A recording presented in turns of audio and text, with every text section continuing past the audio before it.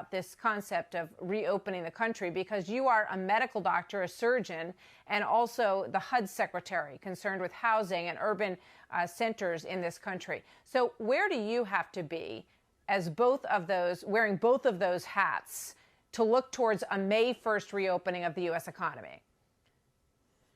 Well, they're not incompatible hats. You know, what we have to recognize is that there are benefits and risk in life.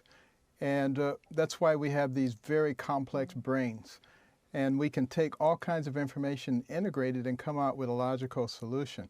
It requires looking at data and understanding how to analyze it, looking at what's happened in other countries. So when we see that, that bell-shaped curve, and we've seen it come down rather steeply in some other countries, when that happens, we haven't seen it go back up. So that's what we're looking for here. That already seems to be starting. Obviously, we don't want to go too early. We'll wait for a couple of weeks and see that it continues down. And then we also need to make sure that we have appropriate testing. We have to be able to test people to see if they have the virus. We have to be able to test people to see if they have the antibodies, which will make them much safer in terms of returning to the workforce. And then we have to return them in a logical way, That's the key.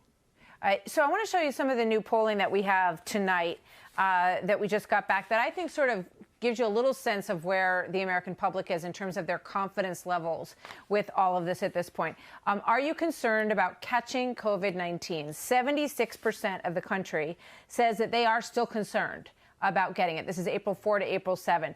Only 24% are not concerned. Take a look at this next one. 75% of the country is concerned about being able to get tested. And we heard a lot of questions on this tonight. I think this is really one of the sort of anxiety-raising issues that still persists in the country. People want to know whether or not they had it, and they want to be able to have a quick, easy way to find out.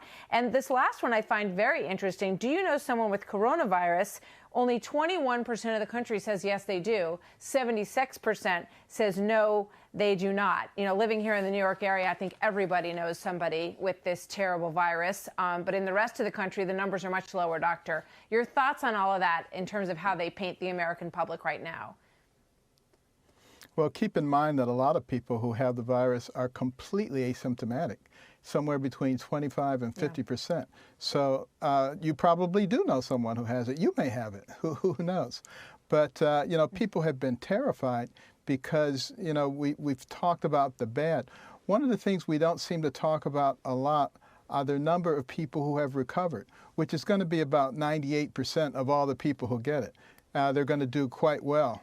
And we need to really start talking that up and start talking about what we can do, not how we're going to be harnessed. Because the fact of the matter is, if we destroy the economic infrastructure of our country, we're going to lose a lot more people than we lost from this virus. So we can't, operate out of hysteria. When people are hysterical, they don't do logical things.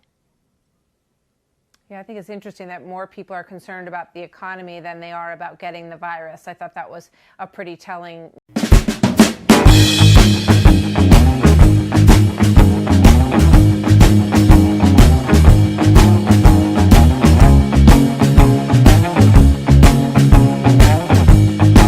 Back into the workforce, this country was built on work. It wasn't built on sitting around and waiting for the government to do everything for you. Are you concerned that what you're seeing in states especially that have, much of their state has very little COVID, I mean proportionally, very small, especially compared to the horrific flu season we had, which was one of the worst in the last, I think, 40 years, the last flu season, although the CDC can't get its numbers straight on that. But are you worried that this response by some state and local officials is appearing to be more politically based than medically based? Well, either that or it's a great coincidence. I'm not sure.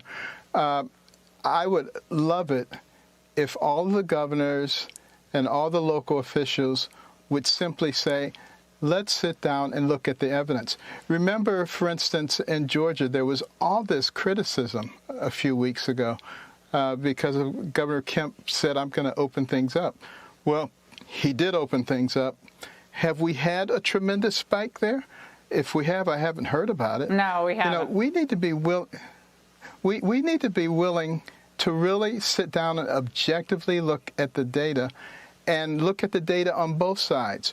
What is the damage from contracting the virus? What is the damage from destroying the economy?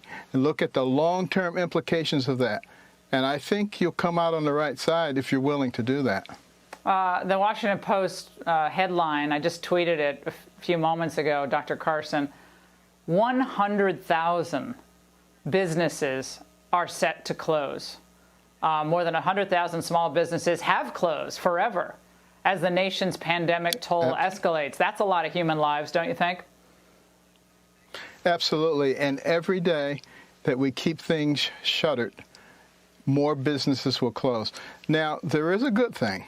And the good thing is a lot of the brush is burned off, and new businesses will spring up because the infrastructure is still there.